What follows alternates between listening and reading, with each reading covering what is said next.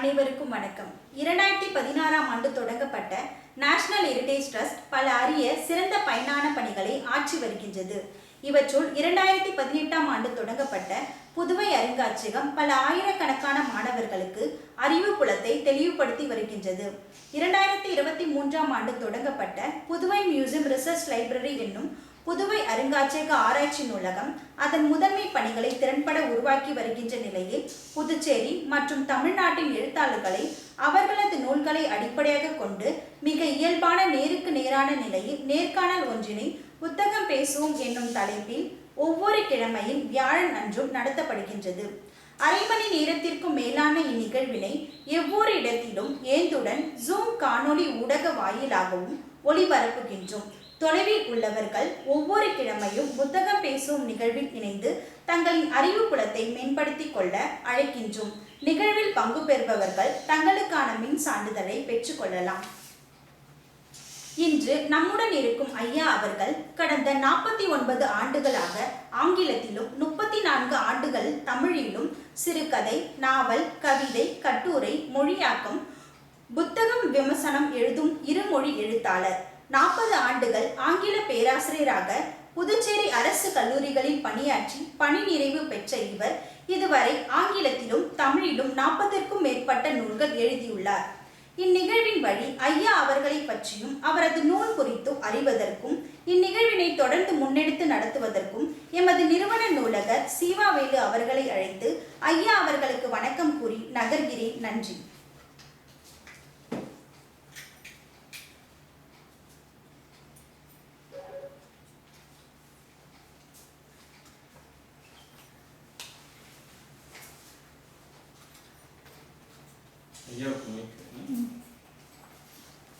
மைக்க போட்டுட்டோம்.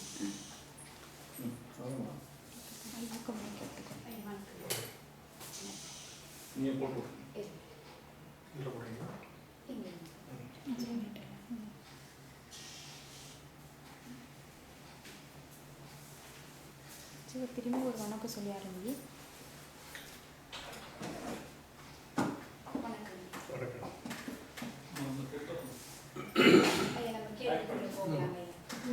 உங்களுடைய இளமை காலம் குறித்தும் உங்களுடைய கல்வி குறித்தும் சொல்லுங்க. நான் படித்த காலத்தில் வந்து எல்கேஜி யூகேஜிலாம் எதுவுமே கிடையாது. அட்டை கிளாஸ் தான். அட்டை கிளாஸுக்கு முன்னாலே படிக்கணும்னா திண்ணப்பள்ளிக்கூடத்தில் தான் நான் என்னோடய கல்வி தோணுச்சு. அங்கேருந்து பிரத்திசமர் பள்ளிக்கு எங்கள் அப்பா அழைச்சிட்டு போய் என் பையன் திண்ணப்பள்ளிக்கூடத்துக்கு நிறையா படிச்சுட்டான், அதனால் வந்து அவனை வந்து செகண்ட் ஸ்டாண்டர்ட் ஃபஸ்ட் ஸ்டாண்டர்ட்லேயே செகண்ட் ஸ்டாண்டர்டில் போடுங்க, இது அட்டை கிளாஸில் போட வேணாம், இன்ஃபரன்ட் கிளாஸில் போட வேணான்ட்டாங்க. அவர் அப்போ ஃபாதர் எஸ்பீட் இருந்தார். அவர் வந்து ஒரு டெஸ்ட் வச்சு பார்க்குறேன், அந்த டெஸ்ட்டில் அவன் பாஸ் பண்ணுறான்னு நான் ஃபஸ்ட் ஸ்டாண்டர்டில் போடுறேன், இல்லை நல்லா பண்ணாலும் செகண்ட் ஸ்டாண்டர்ட்லேயே போட்டுடுறேன் அப்படின்னு. அவர் டெஸ்ட்டு வச்சு பார்த்தார். டெஸ்ட் வச்சு முட்டை வாங்கிச்சு. அதனால் அவர் என்ன பண்ணார், அவன் பையன் ஃபஸ்ட் ஸ்டாண்டர்டில் இன்ஃபென்ட் கிளாஸில் வச்சுட்டு வைத்து கஷ்டம் அவனுக்கு அப்படின்ட்டு. அப்புறம் ஏதோ கஷ்டப்பட்டு அது இன்ஃபென்ட் கிளாஸ்ன்னு சேர்த்து விட்டார். அந்த இன்ஃபென்ட் கிளாஸில் இருந்து மெட்ரிகுலேஷன் வரைக்கும் அதே ஸ்கூலில் தான் படிச்சுட்டு இருந்தேன். அப்போது அந்த சமயத்தில் ஃபாதர் எஸ்பீட்டர் எல்லாருக்கும் அந்த சென்ட் ஆஃப் பார்ட்டி கொடுப்பார், அந்த மெடிடேஷன் முடிச்சுட்டு போகிறவங்களுக்கு. அப்போ ஒவ்வொருத்தரையாக பார்த்து கேட்பேன், what would you like to become, what would you like to become அப்படிங்கிறது. அப்போ எல்லாரும் I want to become an engineer, I want to become a doctor, I want to become a lawyer, இப்படி தான் சொல்லுவாங்க வழிய. நான் மட்டும்தான் father I want to become English ப்ரொஃபஸர்னு சொல்லிட்டேன். அது என்ன ஒரு இது மாதிரி ஆகி போச்சு. அது என்ன பண்ண, you will definitely become one அப்படின்னாரு. அந்த மாதிரி அது ஸ்கூல் முடிச்சுட்டு அப்புறம் டேகூர் ஆர்ட்ஸ் காலேஜ் பாருங்க, அங்கே போய் அங்கே அப்போல்லாம் அது ஹையர் செகண்டரிலாம் கிடையாது, அப்போ பியூசி தான், ப்ரீ யூனிவர்சிட்டி கோர்ஸ். அங்கே பியூசி முடிச்சுட்டு அங்கேயே பிஏ இங்கிலீஷ் பண்ணேன். பிஏ இங்கிலீஷ் பண்ணிவிட்டு அண்ணாமலையில் எம்ஏ இங்கிலீஷ் பண்ணேன். அதுக்கப்புறம் மெட்ராஸ் யூனிவர்சிட்டிக்கு போய் பிஹெச்டி பண்ணேன். இதுதான் வந்து என்னோடய எஜுகேஷ்னல் டூர்னு சொல்லலாம், இளமை கால. அங்கே முடிச்சிட்ட பிறகு எனக்கு ஏன் நல்ல இது அதிர்ஷ்டமா இல்லை மாணவனோட துரதிர்ஷ்டமானு தெரியாது. சின்ன அந்த 22-2.5 வயசுக்குள்ளேயே எனக்கு வேலை கிடச்சி போச்சு. வேலை கிடச்சி போச்சுன்னா அறிஞர் அண்ணா கவர்மெண்ட் ஆர்ட்ஸ் காலேஜில் tutor post, English tutor post, அந்த இடத்துக்கு போய்ட்டுன்னு வச்சிங்களேன். அங்கே போயிட்டு அப்போ 22 பசங்களுக்கெல்லாம் எங்கே நம்ம சின்ன பையன் மாதிரிங்கிறான் இங்கே கொண்டு விட்டாங்கன்ட்டு இருந்தது. ஆனால் அங்கேருந்து அப்போ இருந்து எனக்கு பிஏ படிக்கிற காலத்தில் புஸ்தகத்துக்கு மேலே ரொம்ப ஆர்வம். இலக்கியத்தை வந்து எப்படியாவது உலக இலக்கியத்தை எல்லாம் கரைச்சி குடிச்சிடணும் அப்படின்ற மாதிரி ஒரு பெரிய ஆர்வம். அது வந்து ஒரு வெறின்னு கூட சொல்லலாம். அந்த வெறி அதில் தான் நான் வந்து நிறைய படிக்க ஆரம்பித்தேன். எழுத ஆரம்பித்த கதை வேற கதை. அது அறிஞர் அண்ணா காலேஜில் போய் ஜாயின் பண்ணிட்ட பிறகு சாயந்தரத்தில் என்ன பண்ணணும்னு தெரியாது. ரொம்ப இதுவாக இருக்கும். என்ன பண்ணணும்னா சுத்தமாக தெரியாது வச்சுக்கோங்க. அப்போ அரசு வார்த்தைக்காரில் போய் உட்காந்து காலாட்டம் பண்ண வேண்டியது தான், வேறு எங்கேயும் போகணும். இப்படி சினிமா படம் தான் ரொம்ப பழைய படமாக போடுவோம். அந்த அதையும் பார்க்க முடியாது. அதெல்லாம் பார்த்துட்டு சரி இங்கே வந்து நம்ம நிறைய படிக்கலாம். அது அப்போது அந்த சமயத்தில் அறிஞர் அண்ணா காலேஜ் லைப்ரரி, பெரிய லைப்ரரி, அந்த லைப்ரரியில் எனக்கு பிடித்தமான இந்தியன் ரைட்டிங் இங்கிலீஷ் அது நிறைய இருந்தது. பெரிய பெரிய நூலகம் சொன்னேன். அந்த நூலகத்தில் ஒரு புத்தகத்தையும் பாய்க்க விடக்கூடாது, எல்லாத்தையும் எடுத்து ஒரு நாளைக்கு ஒரு புக் படிப்பேன். அது காலேஜுக்கு போய் புக் எடுத்து வருவேன். அன்றைக்கி நைட்டாக உட்காந்து படிச்சுட்டு மறுநாள் காலையில் புக் கொடுத்துட்டு அடுத்த புக் எடுத்து வருவேன். இதுதான் எனக்கு வேறு. ஈவினிங்கில் வந்தால் வீட்டுக்கு வந்தால் புத்தகம் படிக்கிறது தான் எனக்கு வேறு. இப்படி தான் வந்து என்னுடைய இது போச்சு. அதுக்கப்புறம் அந்த ஆண்டே ஒரே ஒரு கவிதை ஒன்று எழுதினேன்.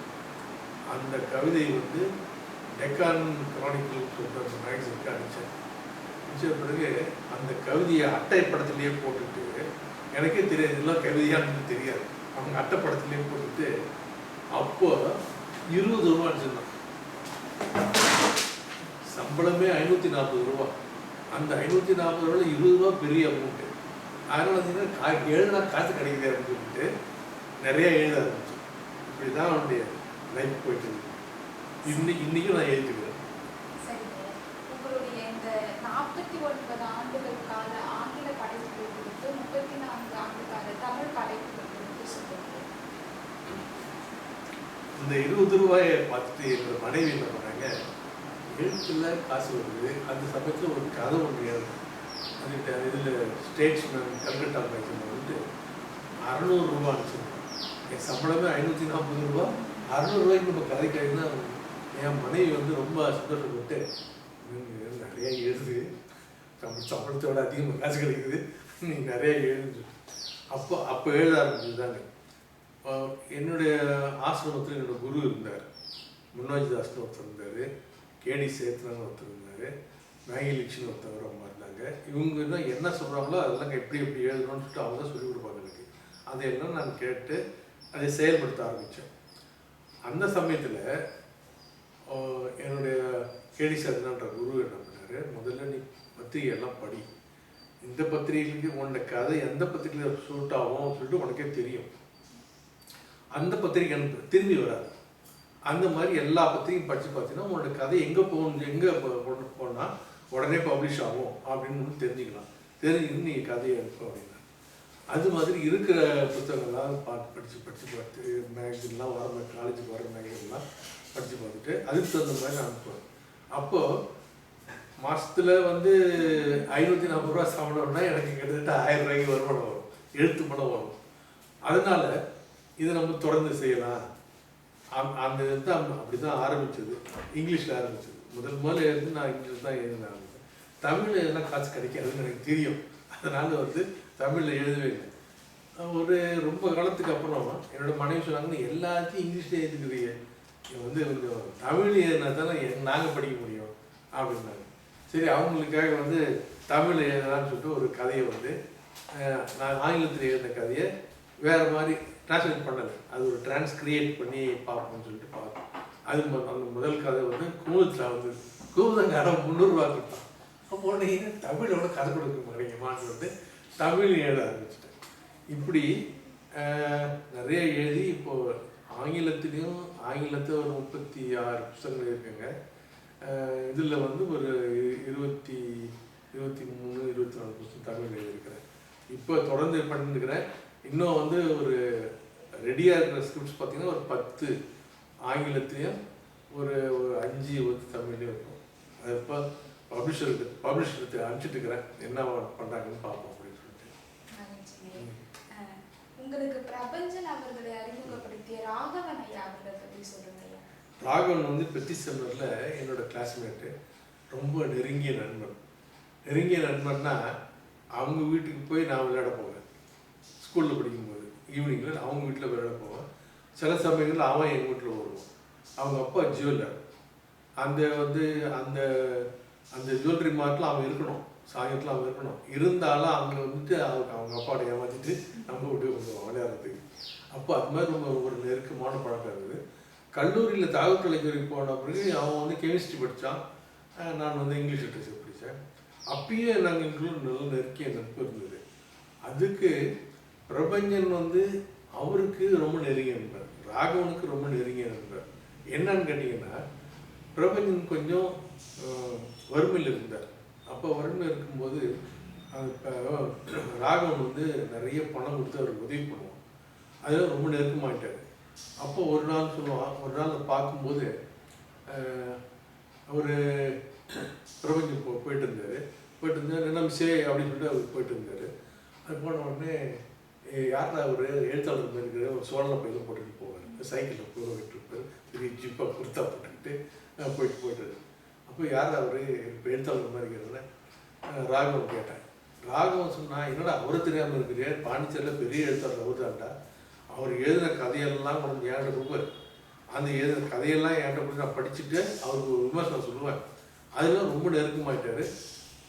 காலையில் வந்தார், கடைக்கு வந்தாருன்னா நம்ம வீட்டில் நம்ம கடையில் வந்து உட்காந்து ஒரு டீ சாப்பிட்டு ஒரு சிகரெட் அடிச்சுட்டு, அவர் சேர்மேன் தான் ரொம்ப ஃபேமஸ் இருக்குது, சிகரெட் அடிச்சுட்டு தான் அப்புறம் மற்றபடி போவார். ஆனால் பகலெல்லாம் அவர் எழுத மாட்டார், ஈவினிங்கில் தான் உட்காந்து எழுதுவார். எங்கே உட்காந்து எழுதுறாருன்னு அவருக்கே தெரியாது, எங்கே இடம் கடை தான் உட்காந்து எழுத ஆரம்பிச்சுவார் அப்படின்னு அவன் தான் அறிமுகப்படுத்தி வச்சான். அவர் அறிமுகப்படுத்தின பிறகு நிறைய பத்திரிகைகளில் பிரபஞ்சன் வந்து எனக்கு பிரபஞ்சன் யாருன்னு தெரியாது, ஆனால் இவர் நம்ம ஊருக்கு அர்த்தானாருன்னு சொல்லிட்டு பிறகு அந்த அவர் மேலே ரொம்ப ஒரு ஆர்வம் வந்துச்சு. அந்த ஆர்வம் வந்து அவர் படிக்க ஆரம்பிச்சு. இதுக்கு முன்னாலேயே பார்த்தீங்கன்னா பெத்தி சென்னரில் ராகவனோட கிளாஸ்மேட் அவர் தான். நாங்கள்லாம் இது இந்த இன்டர்வல் சமயத்தில் வெளியே வந்து விளையாட்டு இருக்கும்போது பார்த்தா ஒரு 3 பேர் உட்காந்துருப்பாங்க, மரத்தடியில் உட்காந்துருப்பாங்க. அந்த அரை மணி நேரம் இன்டர்வலில் அவங்க பாரதியோட கவிதைகளையும் பாரதிதாசன் கவிதைகளும் பாடுவாங்க. இந்த 3 பேர் யாருன்னு கேட்டிங்கன்னா, ஒன்று பிரபஞ்சன், இன்னொருத்தர் வந்து கண்ணன், மந்திரியா இருக்கார் பாருங்க அவர் கண்ணன், அந்த கண்ணன். 3வது என் கூட வேலை செஞ்சவர் பாலபாஸ்கர்னு சொல்லி பேராசிரியர் இருந்தார். இந்த 3 பேரும் ஸ்கூலில் படிக்கும்போது அங்கே உட்காந்துன்னு பாட்டு போடுவாங்க. நான் மரத்துக்கு பின்னால் இருந்தால் அந்த பாட்டை கேட்டுட்டு இருப்பேன். அதுலேயும் இவங்க பழக்கம். ஆனால் அவங்ககிட்ட பேசியெல்லாம் பழகம், எனக்கு ரொம்ப சீனியர் அவங்கெல்லாம், பேசியெல்லாம் பழகம் கிடையாது. ஆனால் இவர் தான் பிரபஞ்சன் எனக்கு தெரியாது. ஏன்னா அவர் பேர் வைத்திலிங்கம் தான் எல்லாருக்கும் தெரியும். இவர் தான் பிரபஞ்சன்ற புனை பேரில் எழுதுறாருன்னு சொல்லிட்டு தெரியாது.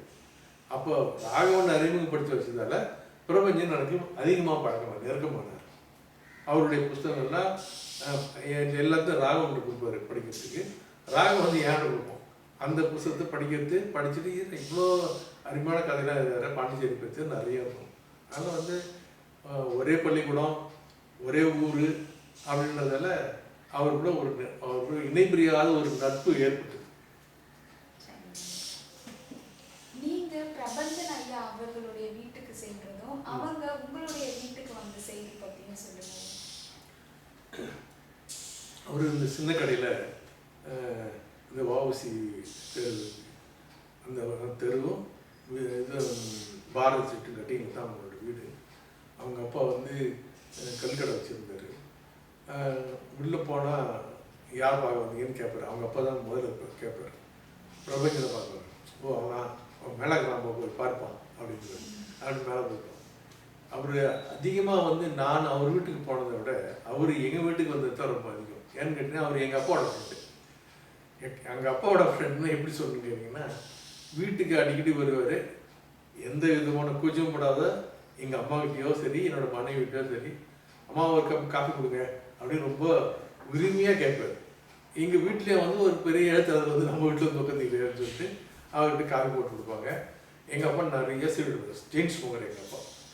இவர் உட்காந்து அப்பா ஒரு சீடு கொடுங்க அப்படின்னு சொல்லிட்டு கேட்காமலே அது ஒரு மட்டும் 2 பேரும் சிகரெட் அடிச்சுக்கிட்டு நிறைய பேசிட்டு இருப்பாங்க. அவர் இலக்கியம் பேசுவார். எங்கள் அப்பாவுக்கு இலக்கியம்லாம் பிடிக்காது. உலக நடப்பெல்லாம் எங்கள் அப்பாட்ட கேட்டு தெரிஞ்சுக்கிட்டு பிரபஞ்சம் அதிகமாக பேச மாட்டார். எங்கள் அப்பாட்ட கேள்வி மேலே கேள்வி கேட்டு தெரிஞ்சு வச்சுட்டு அவருடைய எக்ஸ்பீரியன்ஸ்லாம் சொல்லி அதெல்லாம் கேட்டுருப்பார். ஏன்னா எங்கள் அப்பா வந்து ஓடியர் மில்லில் டிரான்ஸ்லேட்டர் ஒர்க் பண்ணுவார். அவருக்கு 3 மொழி தெரியும். தமிழ், இங்கிலீஷு, ஃப்ரெஞ்சு தெரியும். அதனால வெள்ளைக்காரங்களுக்கு எங்கள் அப்பா தான் வந்து டிரான்ஸ்லேட்டர். 3 பேரும் வேலை செய்கிறவங்க தமிழ் தான் பேசுவாங்க.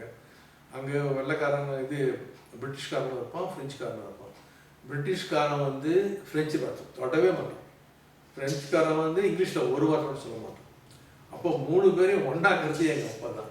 இந்த எக்ஸ்பீரியன்ஸ்லாம் சொல்லுங்கப்பான்னு கேட்டு அவர் எங்கள் அப்பாவை பண்ணதுவார். அது ஒரு விஷயம்லாம் நிறைய கிரகிச்சுக்குவார். அது எல்லாம் எங்கள் வீட்டில் வந்து உட்காந்தாருன்னா அவருக்கு நேரம் போகிறதே தெரியாது. எங்கள் அப்பாவுக்கு வந்து அவர் வந்துட்டாருன்னா ஒரு ஈர்ப்பிச்சு உட்கார மாதிரி உட்காந்துருப்பார். நான் காலேஜுக்கு போயிடுவேன். ஆனால் இவர் வந்து பேசிட்டு இருப்பார். நான் காலேஜ் விட்டு வந்தான்னா சொல்லுவார், பிரபஞ்சம் வந்தாருப்பா, எனக்கு அவர் தான்ப்பா ஒரு துணை. அவர் என்ன சொன்னார், நான் என்ன சொன்னால் கெட்டு போறாருப்பா அப்படின்வார். அந்த வழியாக பிரபஞ்சம் வந்து எங்கள் வீட்டுக்கு வந்து அடிக்கடி வந்தது. ஒரு எனக்கு ஒரு உந்துதல் சக்தியாக இருந்தது. என்னோட மனைவிகிட்டே அவர் சொல்லியிருக்காரு, நான் எதுக்கு வந்து எந்த வேலைக்கும் போகாமல் எழுத்துத்துறையிலே இருக்கிறேன்னு கேட்டால், உங்கள் ஹஸ்பண்ட் உங்கள் வீட்டுக்காரர் வந்தாருன்னா சாயங்காலம் 5 மணிக்கு காலேஜ் விட்டு வந்தாருன்னா நீங்கள் என்ன சொல்லுவீங்க, ஒரு தோசையோ இட்லியோ கொடுத்து டீயை கொடுத்து அப்புறம் விட்டிங்கன்னா அவர் வந்து கடைக்கு போய் சொல்லுவீங்க. அவர் கடைக்கு போயிட்டு வந்தாருன்னா எத்தனை மணிக்கு உட்காருவார், 8 மணி 9 அப்புறம் சாப்பிட்டு இப்படி தான் உட்காருவார். அப்படி எவ்வளோ நேரம் எழுத முடியும்? 11 மணிக்கு 12 மணிக்கு தூங்க போகணும். மறுநாள் காலையில் காலேஜுக்கு போகணும். அதுக்கு ப்ரிப்பரேஷன்லாம் பண்ணணும். அப்போ அவரால் 1 மணி நேரம் வேறுனா 2 மணி நேரம் எழுத முடியும். ஆனால் அப்படி கிடையாது, 24 மணி நேரம் நான் எழுதுவேன். அதனால் நான் ஃப்ரீ பேர்ட் அப்படின்னு சொல்லிட்டு என் ஒய்ஃப்கிட்டே சொல்லிட்டு போவேன். இவர் என்னடா இப்போ ஃப்ரீ பேர்டுன்னு சொன்னாருன்னு சொல்லிட்டு என் ஒய்ஃப் வந்து ஏங்க அவர் ஃப்ரீ பேர்டுன்னு சொல்கிறேன். அவருக்கு வந்து அவங்க அப்பா நிறைய காசு வச்சுக்கிறாரு. எங்கள் அப்பா எங்கே காசு வச்சுக்கிறாரு, நான் போனால் நான் போய் கத்தினா தான் எனக்கு காசு கொடுப்பான். அதனால் நான் வேலைக்கு போனால் தான் எனக்கு காசு கிடைக்கும். எழுத்துன்றது நான் ஒரு பொழுதுபோக்குன்னு நான் வச்சுருந்தேன். ஆனால் பொழுதுபோக்குன்னு காசு கிடைச்சிது. அதில் வந்து அந்த பொழுதுபோக்கை வந்து நம்ம அதையே வந்து மூலதனமாக்க முடியாது. அந்த 24 மணி நேரம் எழுதி சம்பாதிக்கணுன்றது முடியாத காரியம் அப்படின்னு சொல்லிட்டு அவர் வீட்டுக்கு போனால் அவர் மனைவி பேர் ராணி. அவங்ககிட்ட என்ன சாப்பிட்ற அப்படின்னு கேட்பாரு. காஃபி டீ எனக்கு எதுவும் உனக்கு தண்ணி குடியா அப்படின்னு சொன்னால் தண்ணி இருக்கும். அவர் என்ன மாதிரி ஒரு நட்புன்னு கேட்டிங்கன்னா, அவர் வாயா போயான்னு கூப்பிட்ற அளவுக்கு ஒரு நட்பு இருக்குது. வடாப்படம் கிடையாது. பள்ளிக்கூடத்தில் இருந்து தான் வடாப்படம் இருப்பேன். வாயா போயான்ற ஒரு நட்பு இருந்தது. அந்த எப்படி அந்த இது அதிகமாகச்சுன்னு கேட்டிங்கன்னா, அவர் எனக்கு பல துறைகளில் எனக்கு உதவி பண்ணியிருக்காரு. இந்தியன் எக்ஸ்பிரஸ் ஆஃபீஸ் மெட்ராஸில் ஒரு நான் போகும்போது இந்தியன் எக்ஸ்பிரஸ் ஆஃபீஸ்க்கு அழைச்சிட்டு போய் அங்கே ஒரு செட்டியார் இருந்தார். அந்த செட்டியார்கிட்ட சொல்லி, இவர் இங்கிலீஷில் நிறைய எழுதுவார், இவருக்கு இந்தியன் எக்ஸ்பிரஸில் வாய்ப்பு கொடுங்க அப்படின்னு சொல்லி அவர் என்ன பண்ணார், அந்த செட்டியார் என்ன பண்ணார், இப்போ முதல்ல நான் வந்து உங்களுக்கு ரெகுலர் காலம்லாம் கொடுக்க முடியாது, நீங்கள் வந்து புஸ்தக விமர்சனம் பண்ணுறதுன்னா நான் தரேன் அப்படின்னு சொல்லிட்டு அந்த புஸ்தகங்களில் ஒரு 5-6 புஸ்தகம் கொடுப்பாரு என்கிட்ட. அப்புறம் நான் மெட்ராஸுக்கு அடிக்கடி போக மாட்டேன். 3 மாதத்துக்கு கூட 4 மாதத்துக்கு கூட தான் போவேன். ஆனால் பிரபஞ்சம் வந்து அங்கேயே இருந்தால் கூட இப்படி மாதம் ஒரு தடவை வாரம் ஒரு தடவை வந்துட்டு போவார். வந்துட்டு போகும்போது வீட்டுக்கு வந்து ஒரு 7-8 புஸ்தகம் கொடுப்பார். இதில் இந்தியன் எக்ஸ்பிரஸுக்கு ரிவ்யூ படியா அப்படின்னு போயிடுவார். அந்த என்னன்னு கேட்டிங்கன்னா, அந்த புஸ்தகத்தை வந்து ஒரு புஸ்தகமும் கிடைக்கும், ஒரு ரிவ்யூக்கும் 100 ரூபாயும் கிடைக்கும். சின்னது 100 வார்த்தை 150 வார்த்தை ரிவ்யூ போயிடணும்.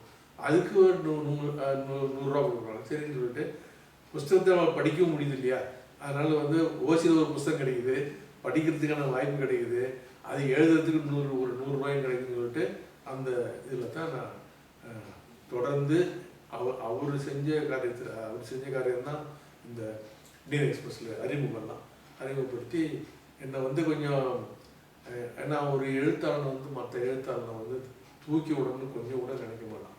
அவன் காலை முடிச்சு வாரி விடலாமா, இந்த தமிழ் நண்டுன்னு கேள்விப்படுவீங்கல்ல, அது மாதிரி நண்டு ஏறினாலும் ஒன்று அடுத்த நண்டு பிடிக்க இருக்கும். இதை தமிழ் நண்டு கதை. இது மாதிரி அவருக்கு அந்த மனசு ரொம்ப ரொம்ப வந்து ப்ராட் மைண்டுன்னு சொல்கிறாங்க இல்லைங்களா, அந்த மாதிரி மனசு. நம்மளை மாதிரியே மற்றவனும் எழுத்தாளர்லாம் இருந்தாங்கன்னா அவனை தூக்கி விடணும் அப்படின்னு சொல்லிட்டு அந்த இதெல்லாம் உண்டு. இப்படி தான் அவர் எனக்கு பல உதவிகள் பண்ணியிருக்காரு. அந்த உதவிகளில் இந்த இந்தியன் எக்ஸ்பிரஸில் கொண்டு போய் செட்டியாரை மீட் பண்ண வச்சு செட்டியார்கிட்ட எனக்கு வாய்ப்பு வாங்கி கொடுத்தவர் அவர் தான். சரிங்க. இப்போ புதுச்சேரியில மனோஜ் தாஸ் அவர்கள் பற்றி சொல்லுங்க ஐயா. த ஹெரிட்டேஜ் இதழ் அதை பற்றி சொல்லுங்க. காரைக்காலில் வேலை செஞ்சுட்டு இருக்கும்போது எனக்கு ஒரு ஆசை, பிஹெச்டி பண்ணணும் அப்படின்ட்டு. அதாவது எம்ஏ மட்டும்தான் முடிச்சுட்டு எனக்கு வேலை கிடச்சி நான் போயிட்டேன். பிஹெச்டி பண்ணணும் அப்படின்னு சொல்லிட்டு யார் எந்த சப்ஜெக்டில் பிஹெச்டி பண்ணலாம்னு இந்தியன் ரைட்டிங் இங்கிலீஷில் தான் பிஹெச்டி பண்ணணும்னு சொல்லிட்டு ஒரு ஆர்வம். ஆனால் எந்த ஆதர் எடுக்கிறது அப்படின்னு யோசனை பண்ணிட்டு இருக்கும்போது அரியரன் ஆர்ட்ஸ் காலேஜ் லைப்ரரி பெரிய லைப்ரரின்னு சொன்னோம் இல்லையா, அதே மாதிரி நிறைய பத்திரிகைகளும் வரும். ஆங்கில பத்திரிகை எல்லா பத்திரிகையும் இந்தியாவில் இருக்கிறது, வெளிநாட்டில் இருக்கிறது, எல்லா பத்திரிகையும் வரும். அந்த பத்திரிகையில் ஒன்று விடாம நான் பண்ணிட்டு இருப்பேன். எல்லா பத்திரிகையிலும் பார்த்தீங்கன்னா மனோஜ் தாஸ்ன்னு போட்டு ஒரு கதை இருக்கும். ஒரு இஷ்யூவும் கதை ஒன்று இருக்கும். அந்த கதையெல்லாம் எதையும் விட மாட்டேன். அந்த இங்கிலீஷை கற்றுக்கணும்னு சொல்லிட்டு அந்த ஆர்வத்தினால கதையெல்லாம் படித்தேன். அப்போ மனோஜ் தாஸ் கதைகள் ரொம்ப இன்ட்ரெஸ்டிங்காக இருந்தது. அப்போ மனோஜ் தாஸ்லேயே பண்ணலாமே அப்படின்னு சொல்லிட்டு இங்கே பாண்டிச்சேரிக்கு வரும்போது ஜார்ஜ் மோசஸ் சொல்லிட்டு ஒரு போலீஸ் அதிகாரி இருந்தார். அவர் தான் first inspector general of police பாண்டிச்சேரிக்கு. அவர் என்னோட ஃப்ரெண்டு. அவர்கிட்ட போய் நான் இந்த மாதிரி மனோஜ் தாஸில் பண்ணலான்னு இருக்கேன் அப்படின்னு சொன்னேன் ஒரு பேர். மனோஜ் தாஸ் அவர் எங்கே இருக்காரு அப்படின்னு கேட்டார். அவர் ஒரியாகரில் அவர் ஒரு சில தான் இருப்பார் அப்படின்னு சொன்னேன். போயா அவர் ஆசிரமத்தில் இருக்கிறாரு, பாண்டிச்சேரி ஆசிரமத்தில் இருக்கிறாரு, வாய்நாட்டுக்கு போகிறான்னு சொல்லிட்டு என்னை அழைச்சிட்டு போனார். ஏன்னா அழைச்சிட்டு போய் அவர் அறிமுகப்படுத்தி வைக்கிறார். இவர் வந்து ஒரு யங் ரைட்டர், நிறையா பத்திரிகை எழுதியிருக்காரு, இருந்தாலும் அவங்களோட கைடன்ஸ் கிடச்சி தான் இவருக்கு ரொம்ப உதவியாக இருக்கும் அப்படின்னு. அப்போ நான் சொன்னேன் அவர்கிட்ட மனோஜ் தாஸ்கிட்ட சொன்னேன், சார் வந்து உங்களுடைய ஷார்ட் ஸ்டோரிஸில் நான் பிஹெச்டி பண்ணணும். அப்போ அவர் சொன்னார், புக்ஸ்லாம் கூட அதிகமாக இல்லை, 2 புக்கு தான் இருக்குது. இது கதைகள் தான் நிறைய வந்திருக்கு, ஒரு 200 கதைகளுக்கு மேலே வந்திருக்கு. அதை வச்சுட்டு அது எல்லா கதையும் உங்களுக்கு கிடைக்கணுமே அப்படிங்கிறார். சார் எல்லா பத்திரிகையில் நீங்கள் எழுதின கதைகள்லாம் அப்போல்லாம் ஜெராக்ஸ் மிஷினே கிடையாது, எல்லாத்தையும் கையில் தான் எழுதணும், இல்லைன்னா டைப் பண்ணி கார்பன் காப்பி வச்சு எடுக்கணும். அப்போ அதுமாரி கையாலே எழுதி கதையெல்லாம் வச்சுருக்கேன் சார் அப்படின்னா அவருக்கு ரொம்ப அந்த ஆல்பத்தை பார்த்தேன். அந்த ஆல்பத்தை பார்த்த உடனே அவருக்கு அந்த ஆல்பத்தை அவர்கிட்ட காட்டினேன். அது காட்டும்போது சரி ரொம்ப சந்தோஷப்பட்டு சரி நீங்கள் ஆராய்ச்சி ஆரம்பிக்கலாம் அப்படின்னு சொன்னார். ஆனால் எந்த விதமான செகண்டரி ஒரு ஆராய்ச்சி பண்ணணும்னா அவர் கூட ஒரு செகண்டரி சோர்ஸ் ஒன்றும் இல்லையா, அந்த செகண்டரி சோர்ஸஸ் வந்து ஒன்றும் இல்லை. அவரே சொல்லிட்டார், ஒன்றும் இல்லை, நீங்கள் தான் இங்கே கிரியேட் பண்ணணும். அதுக்கு ஒரே வழி அவர் இன்டர்வியூ பண்ணி பெரிய பெரிய பத்திரிகை, Times of India, Hindu, Express, Statesman, Hindustan Times Delhi, Deccan Herald Calcutta, Deccan Herald Bangalore, இதில் எல்லாத்தையும் இன்டர்வியூஸு நிறைய போட்டு அவரை பற்றி இலக்கிய பத்திரிகைகளில் கட்டுரைகள் எழுத ஆரம்பிச்சு. அப்போது எனக்கு வந்து மெட்ராஸ் யூனிவர்சிட்டியில் தான் சீட்டு கிடைக்கணும், ஏன்னா பாண்டிச்சேரி யூனிவர்சிட்டி அப்போ ஆரம்பிக்குது. அப்போ அங்கே போன உடனே அந்த இடத்து டிபார்ட்மெண்ட்டு நாகராஜன் சொல்லிட்டு அவரை போய் பார்த்தேன். அவர் சொன்னார், எதில் சப்ஜெக்டில் பண்ண போகிறீங்க அப்படின்னு கேட்டேன். சொன்னேன், மனோஜ் தாஸில் பண்ணுங்க சார். மனோஜ் தாஸ் எனக்கு யாருன்னே தெரியாது, உங்களுக்கு தெரியல, இல்லை பரவாயில்ல சார் எனக்கு தெரியும் அப்படின்னு சொல்லி எனக்கு ஃபைல் எல்லாம் காட்டினேன். எத்தனை ஆர்டிகிள், எத்தனை இன்டர்வியூஸ் பண்ணியிருக்கிறேன், அவரை எத்தனை ஆர்டிகிள் இருக்கிறேன். அவர் எல்லாத்தையும் பார்த்துட்டு கிட்டத்தட்ட ஒரு 12 இருந்தது.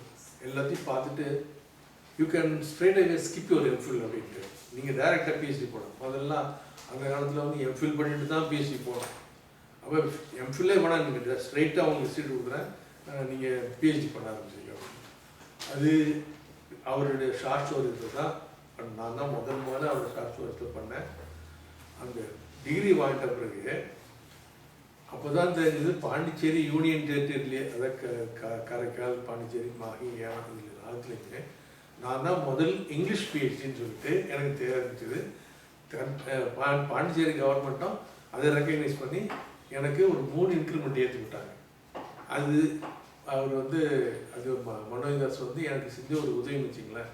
உதவினா நிறைய விஷயதானம் நிறையா இது போட்டார் இல்லைங்களா, அதெல்லாம் அவர் வர வர மேக்சினில் வந்து ரெண்டு மேக்சின் வாங்கி ஒரு மேக்சினை கட் பண்ணி என்கிட்ட அந்த அவர் கதையை கொடுப்பாரு. அது இல்லைன்னா கையில் தான் எழுதணும்.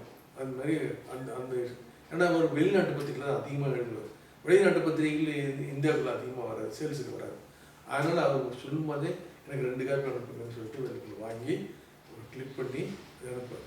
அவர் ஹெரிட்டேஜ்னு ஒரு பத்திரிகை இருக்கார். சந்தமாமா அம்பளி மாமான்னு கேள்விப்பட்டிருப்பீங்க இல்லையா, அது மாதிரி ஆங்கிலத்தில் சந்தமாமான்னு சொல்லிட்டு அந்த சந்தமாவுக்கு அவர் தான் எடிட்டர். ஹெரிட்டேஜ்னு ஒரு பத்திரிகை அந்த சந்தமா குரூப் ஆஃப் பப்ளிகேஷன்ஸ் தான் ஆரம்பித்தாங்க. அந்த ஹெரிட்டேஜ் ஆரம்பிச்சுட்டு அவர் வந்து கரெக்டாக 60 இஷ்யூ தான், 5 வருஷம் 60 இஷ்யூ தான் கொண்டு வந்தார். கொண்டு வந்ததுக்கு என்ன காரணம்னு கேட்டிங்கன்னா, அதில் சில அட்வர்டைஸ்மெண்ட்டாக அவர் சேர்த்துக்க மாட்டார். முக்கியமாக இந்த லிக்கர் சம்மந்தமான விஷயங்கள், பெண்களுடைய அண்டர் கார்மெண்ட் சம்மந்தமான விஷயங்கள் ஏதாவது அட்வர்டைஸ்மெண்ட்னா நிராகரிச்சுட்டு அவங்க வந்து காசு இல்லையே எப்படி கொண்டாடுறதுன்னு சொல்லிட்டு அப்படின்னு என்ன விட்டுருங்க அப்படின்னு சொல்லிட்டு அவர் வெளியே விட்டார். 60 இஷ்யூக்கு பார்த்தீங்கன்னா அருமையான இந்திய கதைகள் இருக்கும். அதில் என்னுடைய கதையிலே வந்து கிட்டத்தட்ட ஒரு அந்த 60 இஷ்யூவில் ஒரு 30 இஷ்யூவில் என்னோட கதைகள் இருக்கும். அதுக்கு அதை அனுப்பிச்சிட்டு காசு வர நிறையா கொடுப்பார். நம்ம ஊருக்காரன்னு சொல்லிட்டு காசு வர அதிகம் கொடுப்பார். அப்படி அந்த இது ஹெரிட்டேஜில் எழுத ஆரம்பித்தது, சந்தமாமன் எழுத ஆரம்பித்ததெல்லாம் கொஞ்சம் எனக்கு தூக்கி விட்ட ஆரம்பிச்சுது. அவங்க அப்படி தான் வந்து பழக ஆரம்பிச்சிருச்சுங்களேன் எழுத்து உலகத்தில். சரிங்க. ஜெயகாந்தன் ஐயா அவர்கள் குறித்தும் சரி, அவர்கள் நீங்க சந்தித்த அனுபவம் பற்றி சொல்லுங்க. ஹெரிட்டேஜ் தான், அந்த ஹெரிட்டேஜ் தான் காரணம். ஹெரிட்டேஜில் அவர் ஜெயகாந்தனும் மனோஜ்தாஸும் ஒரே வருஷத்தில் சாகித்ய அகாடமி விருது வாங்கினாங்க. அப்போ மனோஜ்தாஸ் சொன்னார், நீ நிறைய தமிழ் டிரான்ஸ்லேட் வந்து இங்கிலீஷில் டிரான்ஸ்லேட் பண்ணுறிய, ஒரு ஷார்ட் ஸ்டோரி இவர் ஜெயகாந்தன் கதையை எடுத்து பெரிய நீண்ட குறுநாவல் அது மாதிரி பண்ணிவிட்டு அதை பப்ளிஷ் பண்ணலாம் அப்படின்னாரு. ஹெரிட்டேஜில் போடலாம். ஆனால் அதுக்கு நீ டிரான்ஸ்லேட் பண்ணினாலும் அதுக்கு உள்ள பெர்மிஷன் வாங்கி கொடுக்கணும். பெர்மிஷன் லெட்டர் ஜெயகாந்தன் வாங்கணுன்ட்டு. அப்போ ஜெயகாந்தன் எப்படி, ஏன்னா ஜெயகாந்தன் சொன்னாலே மற்றவங்கெல்லாம் வந்து அந்த உள்ளே சேர்க்க மாட்டான், நீ எங்கே போய் அவர்கிட்ட பெர்மிஷன் வாங்க போகிற அப்படி தான் சொல்லிட்டு இருந்தாங்க.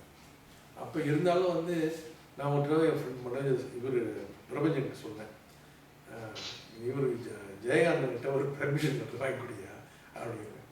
பெர்மிஷன் லெட்டர் தானே, வா அவன் வீட்டுக்கிட்டுன்னு போகிறேன், வீட்டை தூரத்துலேருந்து காட்டுறேன், நீ உள்ளே போ, இந்தா கொடுக்குறதெல்லாம் வாங்கிட்டு வா அப்படின்ட்டு. சரின்னு சொல்லிட்டு இந்தா கொடுக்குறேன் இப்படியே சொல்கிறேன்னு சொல்லிட்டு 2 பேரும் ஆட்டோவில் தான் போனோம். ஆட்டோவில் போயிட்டு உள்ளே போகும்போது அவர் நல்ல பெரிய வீட்டு, அந்த வீட்டில் அவருடைய மனைவி தான் அவருடைய செக்ரட்டரி. அவங்க வந்து எல்லாம் டைப் பண்ணுறது இதெல்லாம் பெர்மிஷன் இதெல்லாம் அவங்க தான். அப்போ நான் போகும்போது நான் பாண்டிச்சேரியிலேருந்து இருக்கேன், நான் ஒரு ப்ரொஃபஸர், அவருடைய கதையை வந்து இங்கிலீஷில் டிரான்ஸ்லேட் பண்ணணும், அந்த டிரான்ஸ்லேட் பண்ணியிருக்கிறேன், அதுக்கு வந்து அது பெர்மிஷன் எடுத்து பண்ணணும் அப்படின்னு அந்த அம்மாவுக்கு அவங்க சொன்னாங்க, ஜெயகாந்தன் உள்ள எழுதிட்டு இருக்காருங்க, எப்போ அவர் வரும்னு தெரியாது, 10 நிமிஷத்தில் வந்தாலும் வருவார், 10 மணி நேரம் இன்னும் வந்தாலும் வருவார், நீங்கள் உட்காந்துருந்தா உட்காந்துருங்க, இல்லை நான் போகிறக்கெல்லாம் வந்து கிளம்பி போங்கட்டேன். சரி நம்ம அதிர்ஷ்டம் அப்படி இதுன்னு பார்ப்போம்னு சொல்லிட்டு உள்ளே உட்காந்துட்டேன். அவர் ஏன் அதிர்ஷ்டமாக என்னன்னு தெரியல, 5 நிமிஷத்தையும் வெளியே விட்டார். வெளியே வந்துட்டு இங்கே யார் அப்படிங்கிற எல்லா விஷயத்தெல்லாம் சொன்னேன். அப்போ இந்தியன் எக்ஸ்பிரஸ் நிறைய கதைகள் டிரான்ஸ்லேட் பண்ணியிருந்தேன், தமிழ் கதைகள் நிறைய பண்ணிட்டு இருந்தேன். வாவிசு ஐயர் குளத்தங்கரை அரசமரத்துலேருந்து பாரதியார் கதைகள் இதெல்லாம் நிறையா பண்ணிட்டு இருந்தேன். அப்போ ஒரு ஜெயகாந்தன் எனக்கு என் பேர் தெரிஞ்சிருக்கு, அவர் வந்து இந்தியன் எக்ஸ்பிரஸில் டிரான்ஸ்லேட் பண்ணுங்க, அவர் தான் நீங்கள் அப்படின்னாரு. ஆமாம் சார் அப்படின்னு.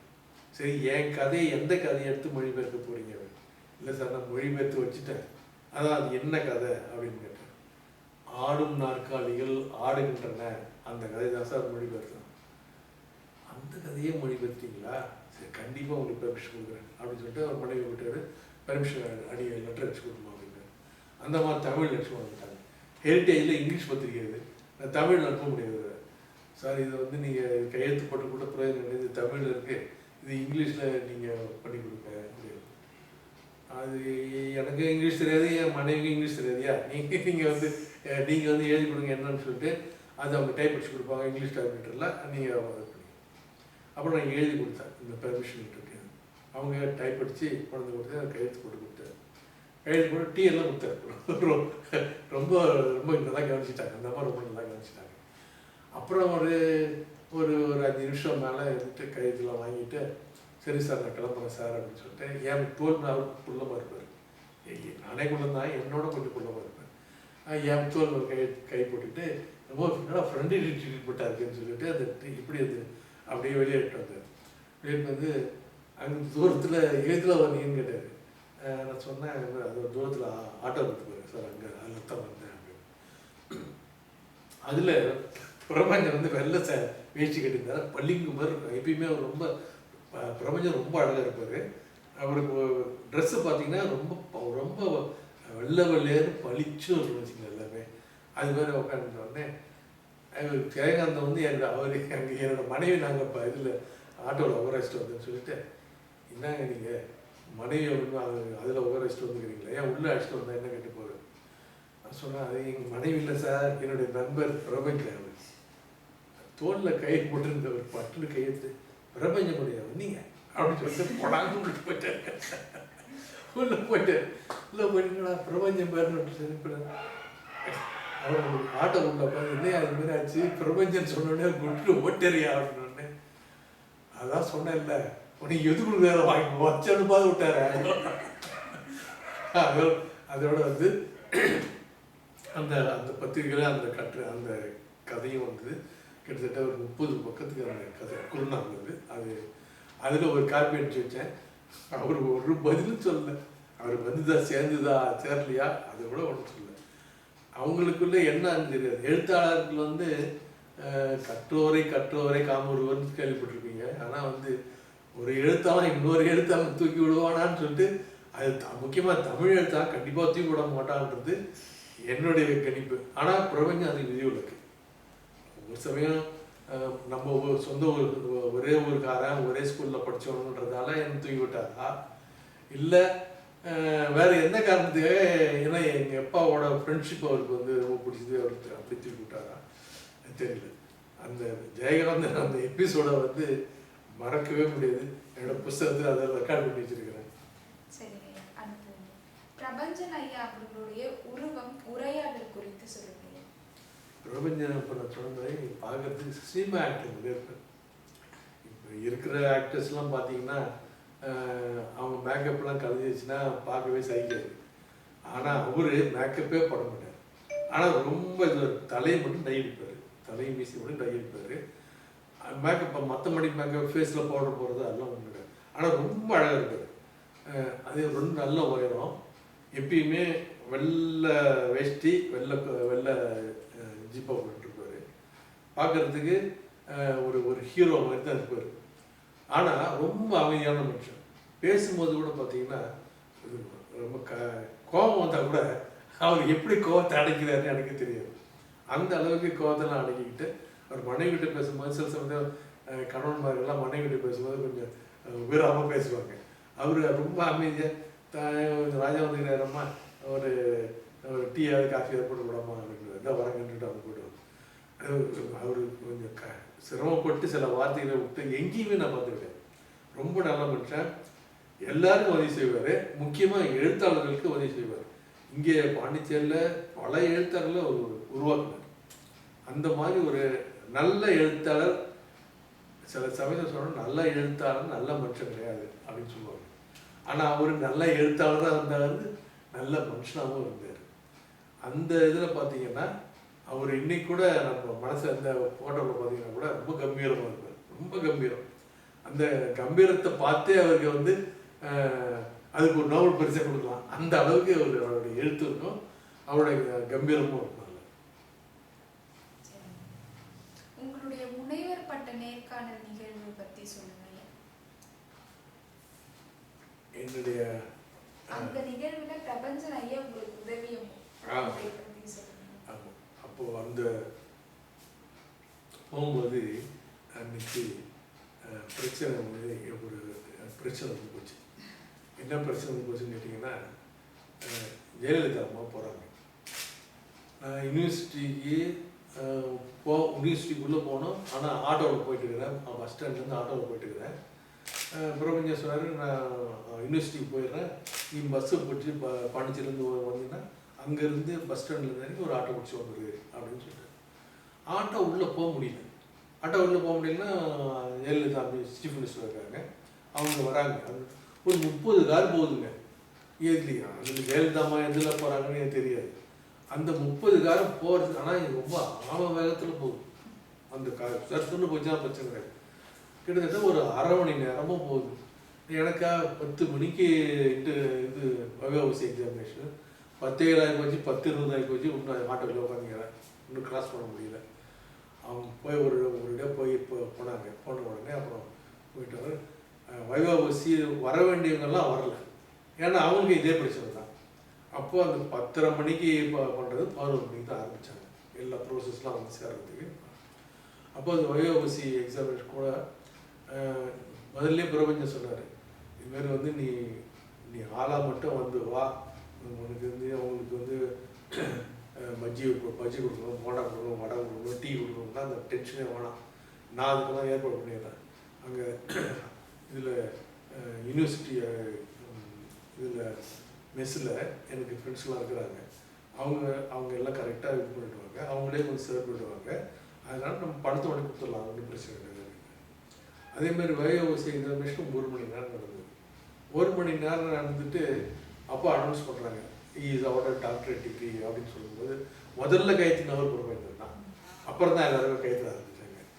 கைத்திட்டு அவர் என்ன சொன்னார், உடனே ஓடி வந்து மேடையில் வந்து கட்டிப்பிடிச்சிட்டு நம்ம ஊருக்காரன் பிஹெச்டி வாங்குறாயா, நீ தான் முதல் பிஹெச்டி, வேறு யாருமே இங்கிலீஷில் தமிழ் வாங்கியிருப்பாங்க, ஆனால் இங்கிலீஷில் வாங்கின முதல் ஆள் நீ தான்யா அப்படின்னு. எனக்கே அப்போ தான் நம்ம தான் முதல் ஆளா அப்படின்னு சொல்லி தெரியாது.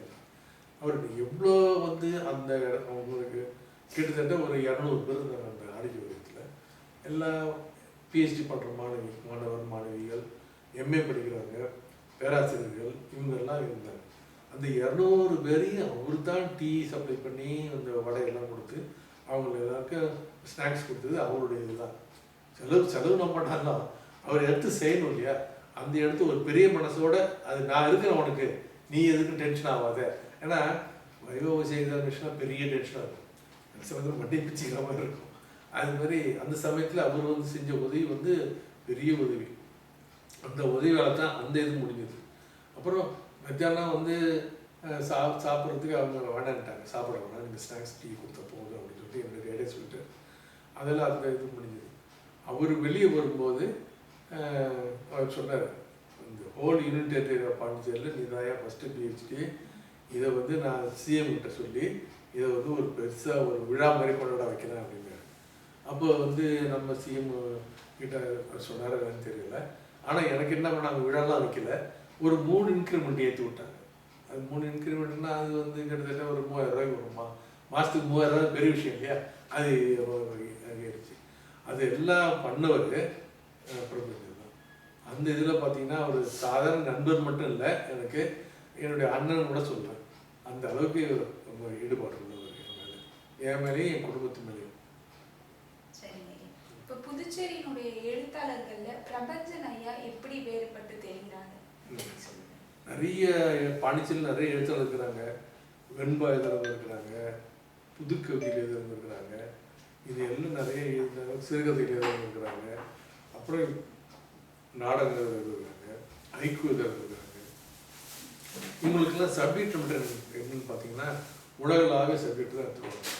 ஆனால் பிரபஞ்சன் பாண்டிச்சேரி பற்றி தான் எழுதுவார். வேறு எனக்கு ஒன்றும் தெரியாது, பாண்டிச்சேரி பற்றி எனக்கு தெரியும், அதனால் பாண்டிச்சேரி பற்றி தான் நான் எழுதுவேன்னு சொல்லிட்டு அது சிறுகதையாக இருந்தாலும் சரி, குறுநாவலாக இருந்தாலும் சரி, நாவலாக இருந்தாலும் சரி, எல்லாமே பாண்டிச்சேரி பேஸ் பண்ணி தான் மெயின் தீம் அப்படின்னு அவருடைய ஹோல் கேமெட் ஆஃப் லிட்ரேச்சர் அவருடைய லிட்ரேச்சர் எடுத்துட்டா அதில் நம்மளுக்கு பார்த்தோம்னா என்ன பண்ணியிருக்காருன்னு கேட்டிங்கன்னா சிறுகதையிலேருந்து நாவல் வரைக்கும் எல்லாமே பாண்டிச்சேரி பற்றி தெரியும். இப்போது பாண்டிச்சேரிக்கு திடீர்னு ஒரு போராட்டம் வந்து பாண்டிச்சேரியை முழுசாக அணுகி போயிட்டா கூட அவருடைய சிறுகதைகள், குறுநாவல்கள், நாவல்கள் எடுத்து வச்சு படித்தோம்னா பாண்டிச்சேரி மறுபடியும் உருவாக்கிடலாம். அந்த அளவுக்கு அவர் பாண்டிச்சேரியை பற்றி சின்ன சின்ன நுக் அண்ட் கிராணின்னு சொல்கிறாங்க பாருங்க, அந்த ஒரு சந்து பொந்தெல்லாம் பற்றிலாம் எழுதி போயிருக்கு. அந்த இதில் வந்து பிரபஞ்சன் வேறுபட்டு நிற்கிறார். அதே மாதிரி பாரதி வசந்தன் சொல்லிட்டு ஒருத்தர் வந்து நிறைய அவர் கதைகள்லாம் பார்த்தீங்கன்னா பாண்டிச்சேரி பேஸ்டாக இருக்கும். ஆனால் மற்ற ரைட்டர்ஸ்லாம் யாரும் பாண்டிச்சேரி பற்றி ஆகாது. பாண்டிச்சேரியில் பிறந்து வளர்ந்தவங்க கூட பாண்டிச்சேரி பற்றி அதிகமாக இருந்தது. நிறையா வந்து உலகளாவிய சப்ஜெக்ட்லாம் பெரிய எழுதியிருக்காங்க, வந்து சப்ஜெக்ட் எடுத்து கிடையாது. அது வந்து அதனால வந்து அவர் தனித்து நிற்கிறாருன்னா பாண்டிச்சேரி பற்றி எழுதுனது தான் அவர் தனித்து நிற்கிறார். சரிங்க, அது நிறைவான கேள்விங்க. உங்களுடைய பேராசிரியர் சாந்தலிங்கம் ஐயா அவங்க பற்றி சொல்லுங்க. பிஏ இங்கிலீஷ் லிட்ரேச்சர் படிக்க ஆரம்பிச்ச காலத்தில் அவர் ரொம்ப எளிமையானவர். ரொம்ப எளிமையானவர்னா ட்ரெஸ்லேயும் சரி, மற்றபடி அப்பியரன்ஸ்லையும் சரி ரொம்ப சாதாரணமாக இருப்பார். அவர் ஷூ போட்டு நான் பார்த்ததே கிடையாது. எல்லா பேராசிரியர்லாம் ஷூலாம் போட்டு வருவாங்க. அவர் சாதாரண செருப்பு தான் வருவார். சில சப்ஜெக்ட் வெயிச்சோடு வந்துருவார் கிளாஸுக்கு. ரொம்ப ரொம்ப டாமிங்கமாக ட்ரெஸ் பண்ண மாட்டார்.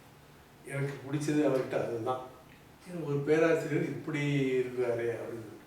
அது இல்லாமல் அவர் வகுப்படுத்தாருன்னா இந்த பக்கம் அந்த பக்கம் திரும்ப முடியாது. அவ்வளோ வந்து இந்த அட்டென்ஷன் சொல்கிற மாதிரி அந்த மாதிரி ரேப்ட் அட்டென்ஷன் சொல்கிறாங்க பாருங்க, அந்த மாதிரி படம் கொடுத்துவார். ஒரு வார்த்தை அவர் வாயிலேருந்து வர வார்த்தை ஒன்று விட்டுட்டோம்னா கூட நம்ம கண்டினியூட்டி ஆஃப் தாட் போயிடுவோம்னு சொல்லிட்டு அந்த மாதிரி படம் நடத்தின்னு போவார். எனக்கு தெரிஞ்சு நாவல் பகுதியில் நாவலை முழுமையாக நடத்தின ஒரே பேராசிரியர் அவர் தான். கிளாஸில் ஒரு சாப்டர் படித்து கட்டுவாருங்க. மற்றவங்களாம் சம்மரி சொல்லிட்டு போயிடுவாங்க. ஆனால் அவர் கிளாஸில் ஒரு சாப்டர் படித்து கட்டுவார். படித்து இது எப்படி அந்த கேரக்டர் எப்படி போகுது, இந்த கேரக்டர் ஏன் வந்து ஸ்விங்கி மாதிரி போகிறான், அந்த இதில் திடீர்னு வருவான் பார்ப்பினால அப்படின்னு எல்லாமே ஒழுங்காக இது பண்ணிட்டு இருந்தார். அவர் நான் பிஏவில் வந்து எனக்கு ரொம்ப பிடிச்ச ஆசிரியர் அவர்கிட்ட பிடிச்சதுக்கு அப்புறம் என்னன்னு கேட்டிங்கன்னா, அவர்கிட்ட பிரம்மாண்டமான ஒரு லைப்ரரி இருந்தது. அவர் சர்வீஸ் இருக்கும்போது ஒரு பிரம்மாண்டமான லைப்ரரி. அந்த இது ஹிஸ்ட்ரி ஆஃப் லிட்ரேச்சர் நடத்தினார். ஹிஸ்ட்ரி ஆஃப் லிட்ரேச்சர் நடத்தும்போது சாசர் பற்றி, அதாவது first father of English poetry, சாசரை பற்றி பாடம் நடத்திருந்தார். அதை நடத்திட்ட பிறகு இதை நீங்கள் படிக்கணும், கான்டர்பரி டேல்ஸ்னு ஒரு புக்கு அவர் எழுதிக்கிறார், அதை படிக்கணும், நீங்கள் ப்ரோஸ்லேருந்து படிங்கப்பா அப்படின்னு சொன்னார். ஆனால் அந்த புத்தகம் எந்த லைப்ரரிலையும் இல்லை. அப்போ அவர் ஒரு நாள் ஞாயிற்றுக்கிழமை அவர் வீட்டுக்கு போய், சார் அந்த கேண்டர்பரி டேல்ஸ் கொடுங்க அப்படின்னு. கேண்டர்பரி டேல்ஸ் எங்கே இருக்குன்னு தெரியல போ அப்படின்னு. எனக்கு அந்த அளவாய்ப்பா அது இருக்கு பாருங்க சார், அந்த அளவையில் தான் நேராக தெரியுது நமக்கு அந்த புக்கு. அதுக்கு தான் சாவி இல்லை அப்படின்ட்டு. சாவி இல்லைன்னு சொன்னீங்களா, சரி புத்தகம் கொடுக்க மாட்டாரு கொடுங்கன்னு சொல்லிட்டு, சார் கொடுங்க சார், இது கிடைக்கல சார், இது படிக்கணும்னு ஆசையாக இருக்குது சார். ஏன்னா அவர் உண்மையிலே இந்த மாணவன் வந்து படிக்கிற ஆர்வம் ஒன்றோட டெஸ்ட் பண்ணுறாரு. சரி அடுத்த ஞாயிற்றுக்கிழமை வாயேன் அப்படின்றாரு. சரி நான் கூட அடுத்த ஞாயிற்றுக்கிழமை போய் இந்த சாவியை தேடிக்கிறோம்ப்பா, தேடி அடுத்த ஞாயிற்றுக்கிழமை அப்படியே கண்டுபிடிச்சிடலாம் அப்படின்னு சாவியை தந்து அவர் மனைவி வந்து எங்கள் சாவி அங்கே தாங்க இருக்குது அப்படின்ட்டாங்க. இவர் உடனே இவர் சொல்லி உடனே எடுத்து அந்த புத்தகத்தை எடுத்து என்கிட்ட கொடுத்து அடுத்த ஞாயிற்றுக்கிழமை வரணும், இந்த முழு புத்தகத்தையும் படிச்சுட்டு வரணும், ஊறப்பட்ட கேள்வி கேட்பேன் இந்த புத்தகத்துலேருந்து, அந்த கேள்விகளெல்லாம் நீ பதில் சொன்னீங்கன்னா அடுத்த புத்தகம் உனக்கு கொடுப்பேன், இல்லைன்னா அவ்வளோதான், நீ வெளிப்பட வேண்டியதான். சரின்னு சொல்லிட்டு அந்த புத்தகத்தை தரவாக படிச்சுட்டு அவர் கேட்குறக்கு அடுத்த ஞாயிற்றுக்கிழமை போய் அவர் கேட்குற கேள்விக்கெல்லாம் பதில் சொல்லிட்டு பிறகு அவர் மனைவி பேர் வசந்தா. அவர் வசந்தா, இப்போ இந்த பையன் வந்தான்னா ஃபஸ்ட் இயர் படிக்கலாம், இங்கிலீஷ் லிட்டரேச்சர் படிக்கலாம், இந்த பையன் வந்தான்னா லைப்ரரியில் எந்த புத்தகத்தோட எடுத்து சொல்லணும், நான் இல்லாத சமயத்தில் வந்து நான் இருக்கிற சமயத்தில் வந்தாலும் நான் கொடுப்பேன், இல்லாட்டினா என்ன புக் கேட்குறானோ அந்த அளவு அவனுக்கு தெரியும், அதனால் வந்து அது பார்த்து எடுத்து விடுவேன் அப்படின்னு. இப்படி அந்த பிஏவில் புஸ்தகத்து மேலே ஒரு வெறி உண்டாகுனதே அவர் தான். என்கிட்டயும் ஒரு பெரிய லைப்ரரி இருக்கு இன்றைக்கி. ஆனால் வந்து அந்த புஸ்தகத்துக்கு மேலே ஒரு ஆசை, ஒரு பாசம்லாம் ஏற்படுத்துனவர் அவர் தான். அதே மாதிரி நான் எம்ஏ படிக்கும்போது சிலபஸில் வந்து 200 புத்தகம் இருக்கும். 200 புத்தகத்தை எப்படா காசு கொடுத்து வாங்குறது, எங்கள் அப்பா வந்து 200 புத்தகத்தை எப்படா வாங்குதுன்னு சொல்லிட்டு இவர்கிட்ட எடுத்துகிட்டு போனேன். இவர்கிட்ட எடுத்துகிட்டு போய் சார் 200 புக்கு இருக்குது சார், இது என்ன பண்ணுறதுன்னு தெரியல சார், எந்த புக்கு வாங்கணும் அது சொல்லிட்டு டிக் பண்ணி கொடுங்க சார், வாங்க எங்கள் அப்பாட்ட சொல்கிறேன்.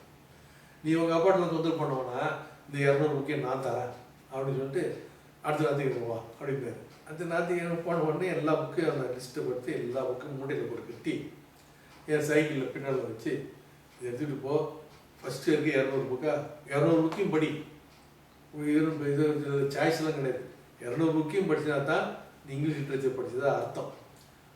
இந்த ஃபஸ்ட் இயர் எக்ஸாமினேஷன் முடிஞ்சுட்டு இந்த புக்ஸ்லாம் மரியாதை திருப்பி கொண்டு வந்து கொடு, அப்போ தான் உனக்கு செகண்ட் இயரில் புக் கொடுப்பேன் அப்படின்னு.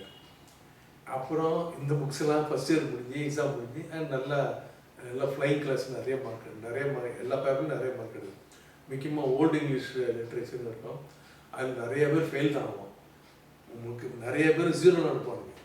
ஆனால் அதில் 100க்கு 87 எடுத்துட்டு அவர்கிட்ட சொன்ன நீ எடுப்புன்னு எனக்கு தெரியா, அதில் தான் உனக்கு நான் புக் கொடுத்தேன், நீ படிக்கிறவன் அதான் படிக்கிறாதவனுக்கு நான் முட்டையை சேர்க்க மாட்டேனே அப்படின்ட்டு அவர் வந்து அந்த சமயத்தில் பிஏ படிக்கிற இடத்துல என்னோட குரு, எம்ஏ படிக்கும்போது ஒரு குருவோட அடுத்த ஸ்டெப்புக்கு போயிட்டார். போயிட்ட பிறகு எம்ஏ படித்து முடிச்சிட்ட பிறகு அறிஞர் அண்ணா ஆர்ட்ஸ் காலேஜ் போகும்போது அவர் தான் இடது டிபார்ட்மெண்ட்டாக இருந்தார். இடது டிபார்ட்மெண்ட்டாக இருந்து இனிமேல் என்கிட்ட புஸ்தகம் கேட்கக்கூடாது, ஏன்னா நீ உனக்கு சம்பளம் வரும், அதில் ஒரு பகுதி புஸ்தகம் வாங்கி செலவு பண்ணு அப்படின்னு சொல்லிட்டு என் காரைக்கால் எனக்கு கும்பகோணம்லாம் அழைச்சிட்டு போவார். கும்பகோணம் அழைச்சிட்டு போய் அங்கே வந்து இந்த புஸ்தகங்கள் எப்படி வாங்குறது, பழைய புஸ்தகங்கள் புது புக்கெலாம் வாங்க முடியாது, ஒன்று 200 ரூபா 300 ரூபா இருக்கும். இதே பழைய புஸ்தகங்கள் கிடச்சிதுன்னா 5 ரூபா 10 ரூபாய் வரலாம்னு சொல்லிட்டு அந்த அப்படி எடுத்து பழைய புஸ்தக கடைக்கு போக வச்சதே அவர் தான்.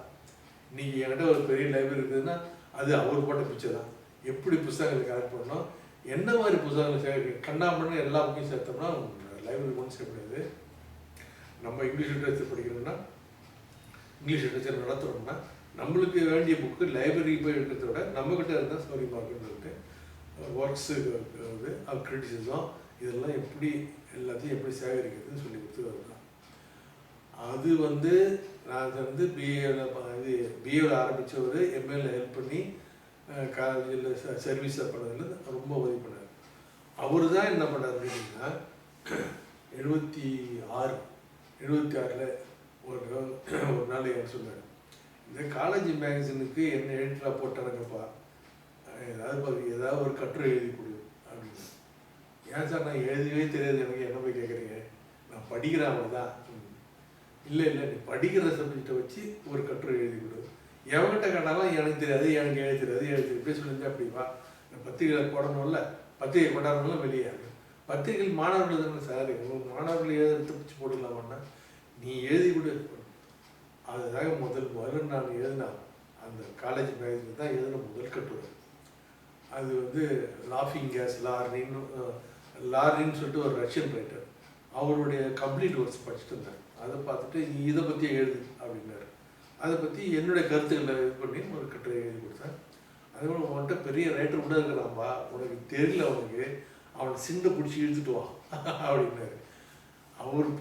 அவர் செஞ்ச செயலில் தான் என்னால் இந்த அளவுக்கு ஒரு எழுத்தாளர்லாம் பெருமை வர முடியுது. அதனால தான் அவர் வந்து நான் மார்பில் தூக்கி வச்சுட்டு இருப்பேன். உங்கள் இதில் பார்த்தீங்கன்னா ஃபோட்டோ அவர் குருவோட ஒரு படிக்கு மேலே எங்கள் அப்பாவோட ஒரு படிக்கு மேலே.